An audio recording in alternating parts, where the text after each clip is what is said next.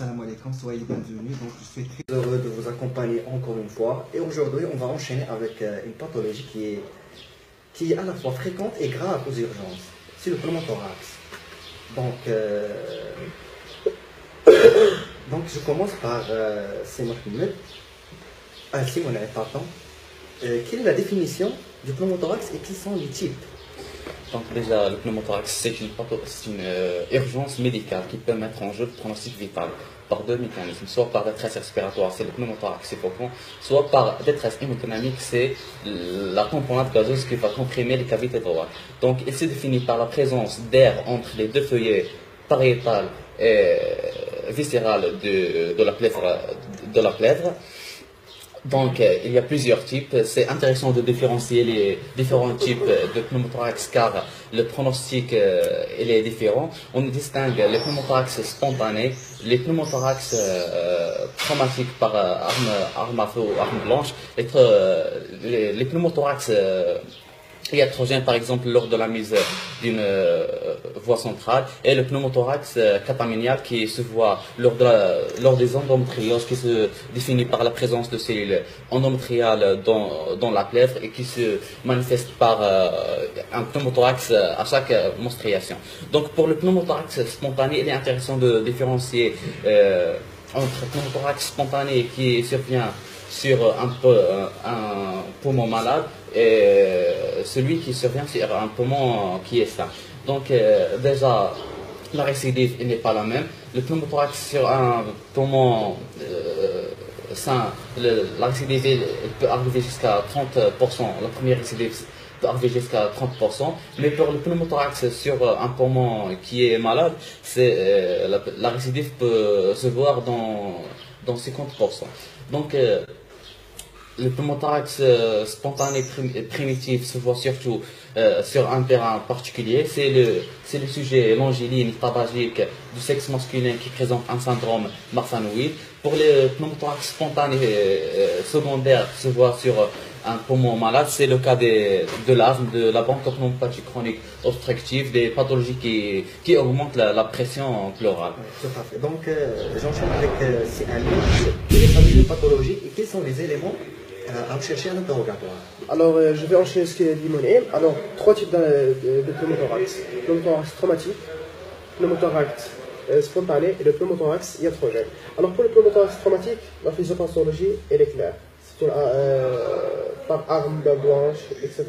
Alors, on a une brèche sur la plèvre viscérale, un contact entre la cavité alvéolaire et la cavité pleurale qui va faire passer l'air dans la cavité pleurale. Pour le pneumothorax iatrogène, c'est le même principe. Sur une pose cathéter surveneuse, sur le pacemaker, n'importe quel geste médical, et on va voir une brèche sur la plèvre viscérale qui va faire contact entre la cavité alvéolaire et la cavité pleurale. Alors pour le pneumothorax spontané, ici la physiopathologie c'est un peu spécifique. Alors surtout pour le pneumothorax secondaire. Alors le pneumothorax secondaire, il se vient surtout sur des pathologies pulmonaires chroniques, la PPCO, l'asthme, l'emphysème, etc. Alors sur l'évolution de ces pathologies chroniques, on aura ce qu'on appelle des legs ou des bulles d'air, qui sont une formation kystique gazeuse au niveau du parenchyme alvéolaire sur le tissu fibreux sous-pleural. Alors, n'importe quel moment, ils peuvent avoir une rupture, et cette rupture, il va faire contact de ce gaz kystique vers la cavité pleurale. Alors, deuxième hypothèse, c'est la porosité exagérée de la plèvre viscérale à raison des pathologies inflammatoires chroniques qui va faire contact avec une brèche viscérale entre la cavité alvéolaire et la cavité pleurale. Alors, toujours on retourne sur cette entité. Une brèche viscérale, contact entre la cavité alvéolaire, passage de l'air entre la cavité alvéolaire et la cavité pleurale. Et dernièrement, on a l'inflammation des voies aériennes distales, toujours sur les voies sur le pneumothorax spontané secondaire. Alors pour le péricarde spontané primaire, alors ici, sur le sujet sensible longiline, tabagique, le syndrome de Marfan, etc., on a même un syndrome qui s'appelle le syndrome de Bright-Hock-Dubé. Le syndrome de Bright-Hock-Dubé qui expose vers un pneumothorax spontané primaire. Alors c'est ça la physiopathologie. Bon, voilà, passons à l'interrogatoire. Toujours, le patient va consulter pour une douleur thoracique. C'est le premier signe d'un pneumothorax. Ou pour une détresse respiratoire. Alors, le premier signe, c'est une pneumothorax. Alors, si on a suspecté un pneumothorax, qu'est-ce qu'on va chercher? Premièrement, éliminer un pneumothorax traumatique. Deuxièmement, éliminer un pneumothorax iatrogène. On va chercher un pneumothorax spontané primaire. C'est un diagnostic d'élimination. Voilà, c'est un diagnostic d'élimination. Si on a موس في ظهره وغادي يجينا pour un pneumothorax. Voilà. Alors on va éliminer le pneumothorax traumatique et étranger. Après on va avoir les diagnostics qui est le diagnostic pour moi d'élimination. Et pour la littérature, c'est toujours le pneumothorax spontané. Premièrement, sur une pathologie chronique, si le patient est déjà chronique sur un BPCO, un emphysème, ici on ne va pas se concentrer vers un pneumothorax iatrogène s'il n'y avait pas un geste médical récent. Alors ici, c'est toujours une pathologie pulmonaire chronique qui est sous-jacente. Et pour le pneumothorax spontané primaire, c'est le diagnostic d'élimination en dernier. Donc maintenant, on passe à l'examen clinique et à l'examen paraclinique avec ces mots. D'accord. Donc, avant l'examen clinique, je vais juste insister sur les caractéristiques de la douleur du pneumothorax. Donc, c'est une douleur qui survient brutalement, donc, dans un cadre donc, entrequelétant, donc spontanément, qui est un coup de poignard et qui est donc déjà intense. Et donc, on peut avoir donc, également des signes associés comme donc, la dyspnée et la toux irritative.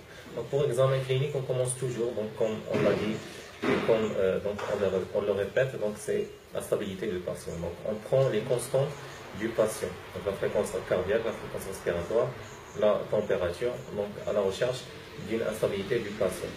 Après, donc, on passe à l'examen respiratoire proprement dit. L'examen respiratoire, donc, soit on a un hémothorax qui est normal, soit donc, il est descendu du fait de l'abondance du pneumothorax. On peut également donc, trouver, plutôt donc, on trouve donc, une diminution du murmure vésiculaire et une diminution des vibrations vocales, donc voire abolition des vibrations vocales, et donc l'hypertympanisme à la percussion. Donc ça pour l'examen clinique. Donc, pour les examens paracliniques, bien sûr, l'examen standard, c'est la radiographie du thorax. Donc la radiographie du thorax, donc, elle montre donc, une hyperclarté sans trame vasculaire. Voilà. Si on a la trame vasculaire, donc ça, c'est un parenchyme pulmonaire. Donc c'est sans trame vasculaire. Et également, donc, on cherche la bilatéralité. Donc on cherche un pneumothorax. Donc, dans l'autre poumon, dans l'autre cavité. On cherche également donc, un pneumomédiastin ou un pneumopéricarde ou donc un hémothorax qui est associé. Pour le scanner thoracique, il a des indications limitées. Par exemple, si on a un pneumothorax traumatique, donc on doit faire un bilan de lésion. Donc il ça justifie également même un angioscanner. Pour voir donc, la perte ici, si le patient bien sûr est instable ou si on a donc, un hémothorax abondant qui est associé. La deuxième indication du scanner thoracique, c'est le doute sur le diagnostic. Donc, si on a un doute sur le diagnostic, donc on demande le scanner thoracique. Et donc dernièrement, on a donc, si on suspecte un pneumothorax secondaire pour donc, rechercher l'étiologie sous-jacente.